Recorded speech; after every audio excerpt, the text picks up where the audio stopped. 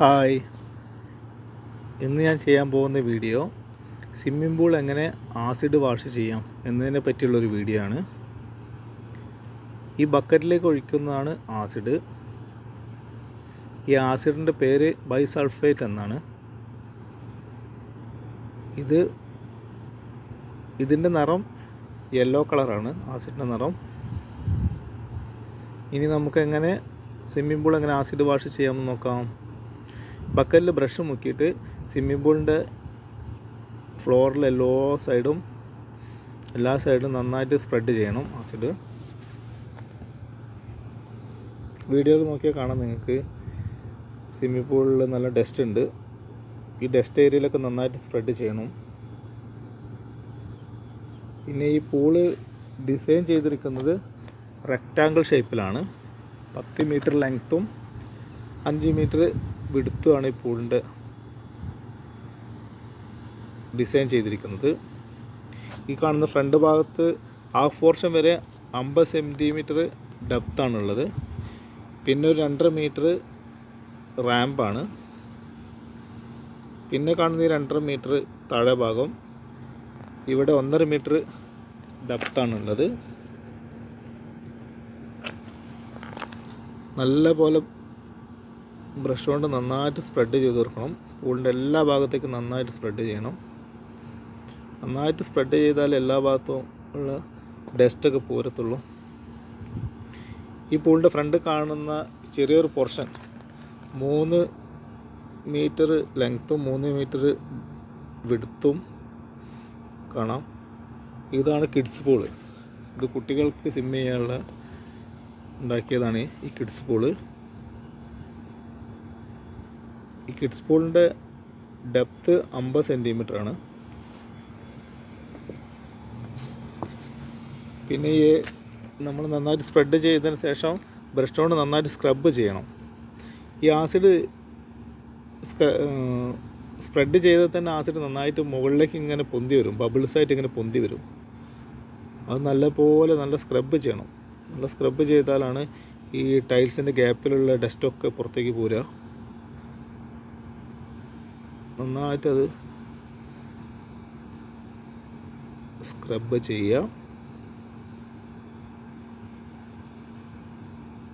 പിന്നെ ഈ acid wash ചെയ്യണ സമയത്ത് നല്ല സ്മെല്ലുള്ളൊരു ആസിഡാണിത്. അതുകൊണ്ട് നമ്മൾ കണ്ണിനും മൂക്കിനൊക്കെ നല്ല പ്രശ്നങ്ങളൊക്കെ വരും. ഒന്ന് മൂക്കൊക്കെ നല്ല കവർ ചെയ്യണം. ഗ്ലൗസ്, ഷൂ ഒക്കെ ഇടണം.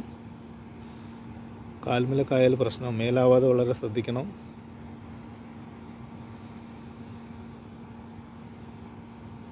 നിങ്ങൾക്ക് വീഡിയോ നോക്കിയാൽ തന്നെ കാണാം, നന്നായിട്ട് സ്ക്രബ് ചെയ്തിട്ടുണ്ട് എല്ലായിടത്തും. ഈ സ്ക്രബ് ചെയ്തതിന് ശേഷം പിന്നെ നമ്മൾ വെള്ളം ഒഴിച്ചിട്ട് ക്ലീൻ ചെയ്യാണ് വേണ്ടത്. വെള്ളം ഒഴിച്ചിട്ട് ബ്രഷ് കൊണ്ട് നന്നായിട്ട് ക്ലീൻ ചെയ്തെടുക്കണം. സാധാരണ ഈ പഴയ പൂളാണ് ഏറ്റവും അധികവും നമ്മൾ ആസിഡ് വാഷ് ചെയ്യുന്നത്. എന്താണെന്ന് വെച്ചാൽ നമ്മൾ ഫിൽട്രേഷനൊക്കെ ഓഫാക്കിയിട്ട് വെച്ച പൂളാണെങ്കിൽ അതിൽ പിന്നെ കെമിക്കലൊന്നും ആഡ് ചെയ്യില്ല, ക്ലോറിനൊന്നും ആഡ് ചെയ്യില്ല. ഈ ക്ലോറിനൊക്കെ ആഡ് ചെയ്യാതെ വരുമ്പോൾ പൂള് ടോട്ടൽ ഗ്രീൻ കളറായി പോകും. അങ്ങനെ ഗ്രീൻ കളറായി കഴിഞ്ഞാൽ പിന്നെ വെള്ളം നമ്മൾ റിമൂവ് ചെയ്തിട്ട് പിന്നെ അത് ആസിഡ് വാഷ് ചെയ്യണം. ആസിഡ് വാഷ് ചെയ്താലേ പിന്നെ ഈ ഗ്രീൻ കളറൊക്കെ പോവുള്ളൂ. ഈ സെറാമിക്കിൻ്റെ മുകളിലൊക്കെ പറ്റി പിടിച്ച ഗ്രീൻ കളർ പോകണമെങ്കിൽ നമ്മൾ ആസിഡ് വാഷ് ചെയ്യണം. ചിലപ്പോൾ ഒരു പ്രാവശ്യം ആസിഡ് ഒഴിച്ച് ക്ലീൻ ചെയ്താലും ചിലപ്പോൾ ഗ്രീൻ കളർ പോയിക്കോളുന്നില്ല. പിന്നെ 2 പ്രാവശ്യമൊക്കെ ഇങ്ങനെ ചെയ്യേണ്ടി വരും. ഇതേമാതിരി വെള്ളം ഒഴിച്ച് നന്നായിട്ട് ക്ലീൻ ചെയ്യുക. ഈ ക്ലീൻ ചെയ്ത വെള്ളം മുഴുവൻ വരുന്നത് നമ്മൾ ഡ്രെയിനിൻ്റെ ഏരിയയിലേക്കാണ്. ഈ കാണുന്നതാണ് ഡ്രെയിന്. നമ്മൾ ഫിൽറ്ററിൽ വേസ്റ്റിലിട്ട് ഈ വെള്ളമൊക്കെ റിമൂവ് ചെയ്യും. നന്നായിട്ട് ബ്രഷ് കൊണ്ട് ഇങ്ങനെ നന്നായിട്ട് സ്ക്രബ് ചെയ്യണം, നന്നായിട്ട് ക്ലീൻ ചെയ്യുക. ഈ വെള്ളം നമ്മൾ വേസ്റ്റിലിട്ടിട്ട് പിന്നെ നമ്മൾ റിമൂവ് ചെയ്യും. ഇത് ഓവർഫ്ലോ പൂൾ ആയതുകൊണ്ടാണ് ഈ ഫ്ലോറിലൊക്കെ ഓരോ പോയിൻ്റ് കാണാം, വൈറ്റ് കളറിലുള്ള. ആ വൈറ്റ് കളർ പോയിൻ്റ് ഇല്ലറ്റാണ്. പിന്നെ താഴെ കണ്ട ജാളി പോലുള്ളത് അത് ഡ്രെയിനാണ്, ഡ്രെയിനിൻ്റെ കവറാണത്. പൂളിൽ നല്ല വെള്ളം 2-3 പ്രാവശ്യമൊക്കെ വെള്ളം ഒഴിച്ചിട്ട് നമ്മൾ ക്ലീൻ ചെയ്യണം. ഈ കാണുന്നതാണ് ഡ്രെയിന്. ഡ്രെയിനിലേക്ക് എല്ലാ വെള്ളവും വടിച്ചെടുത്തിട്ട് ഇപ്പോൾ മോട്ടർ റണ്ണിങ് ആണ്. വേസ്റ്റിലിട്ടൊരു വെള്ളം അടിച്ച് പുറത്തേക്ക് ഒഴിവാക്കുകയാണ്. ഇനി ഈ ഡെപ്തുള്ള ഏരിയയിലൊരു CD കാണാം.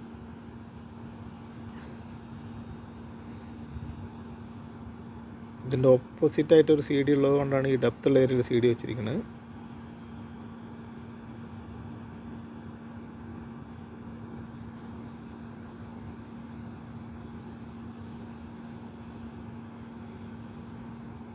ഈ ഏരിയയിൽ തന്നെ സെറാമിക് കണ്ടാൽ തന്നെ നിങ്ങൾക്ക് മനസ്സിലാവും, നല്ല ക്ലീൻ ആയിട്ടുണ്ട് ഈ ഏരിയ ഒക്കെ.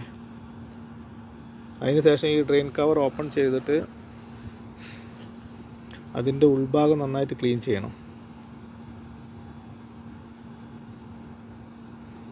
ഡ്രെയിൻ കവർ എടുത്തു കഴിഞ്ഞാൽ തന്നെ കാണാം നിങ്ങൾക്ക് ഇതിനുള്ളിൽ ഡസ്റ്റും വെള്ളമൊക്കെ കാണാം. അതൊക്കെ നമ്മൾ സ്പോഞ്ച് കൊണ്ട് ക്ലീൻ ചെയ്തെടുക്കണം.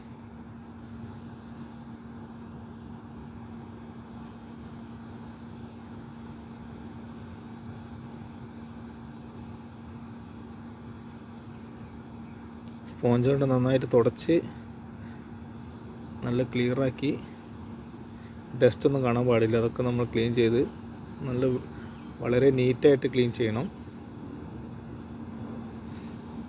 ഇതാണ് നമ്മളെ CD. ഈ CD സ്റ്റെയിൻലെസ് സ്റ്റീലിൻ്റെ CD ആണ്. എന്തുകൊണ്ടാണ് സ്റ്റെയിൻലെസ് സ്റ്റീലിൻ്റെ CD വെക്കണമെന്ന് വെച്ചാൽ വെള്ളത്തിൽ വെക്കുമ്പോൾ റസ്റ്റ് പിടിക്കാക്കാൻ വേണ്ടിയിട്ടാണ് സ്റ്റെയിൻലെസ് സ്റ്റീലിൻ്റെ CD വെക്കുന്നത്.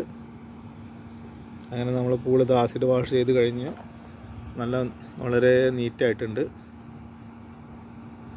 ഇപ്പോൾ കാണുന്ന പോയിൻ്റാണ് നമ്മൾ ഈ ടാങ്കർ വഴി ഡയറക്റ്റ് പൂള് ഫില്ല് ചെയ്യാനുള്ള പോയിൻ്റാണത്. പിന്നെ ഈ പൂളിൽ 3 ലൈറ്റ് ഉണ്ട്. ഇപ്പോൾ ആസിഡ് വാഷൊക്കെ ചെയ്ത് കഴിഞ്ഞു. ഇപ്പോൾ പൂളൊക്കെ നല്ല നീറ്റായി. ഇനി ഇതിൽ വെള്ളം ഫിൽ ചെയ്തതിന് ശേഷം നമ്മൾ മോട്ടർ റണ്ണ് ചെയ്യിപ്പിച്ച് നമ്മളിതിൽ ആസിഡ് കെമിക്കലൊക്കെ ആഡ് ചെയ്യും. പിന്നെ ഫിൽട്രേഷൻ 24 hours ഫിൽട്രേഷൻ നടന്നുകൊണ്ടിരിക്കും.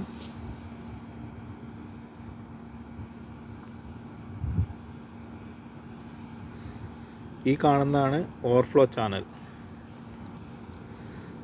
ഈ ഏറ്റവും ടോപ്പ് ലെവൽ വരെ വെള്ളം ഉണ്ടാവും. ഇങ്ങനെ ഓവർഫ്ലോ ആയിട്ട് ഈ ചാനലിലേക്ക്,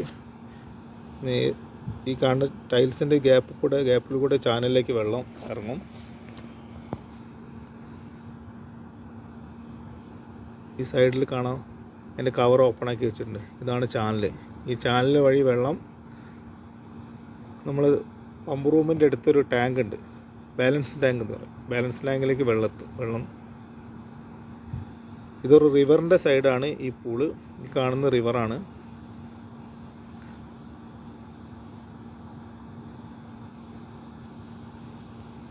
ഈ കാണുന്നതാണ് പൂളിൻ്റെ പമ്പ് റൂം. ചെറിയൊരു പമ്പ് റൂമാണ്.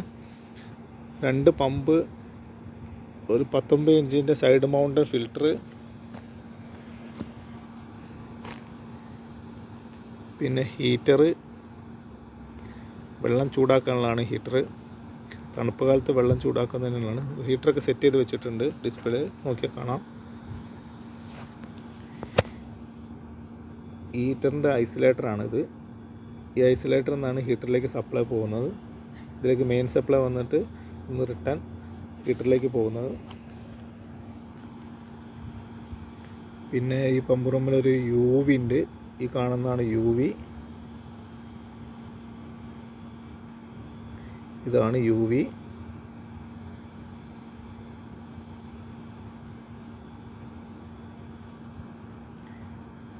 ഈ കാണുന്നതാണ് ട്രാൻസ്ഫോമർ, ലൈറ്റിൻ്റെ ട്രാൻസ്ഫോമറാണിത്. ഇതൊരു വാട്ടർ സപ്ലൈ ആണ്. ഈ 1 ഇഞ്ചിൻ ലൈൻ കാണുന്ന ഒരു വാട്ടർ സപ്ലൈ ആണ്. ആ കാണുന്നതാണ് ഞങ്ങൾ ഇലക്ട്രിക്കൽ കൺട്രോൾ പാനൽ. പിന്നെ ഈ താഴെയുള്ളതാണ് സംഭമ്പ്. സംഭവം എന്തെന്ന് വെച്ചാൽ ഈ പൂളിൽ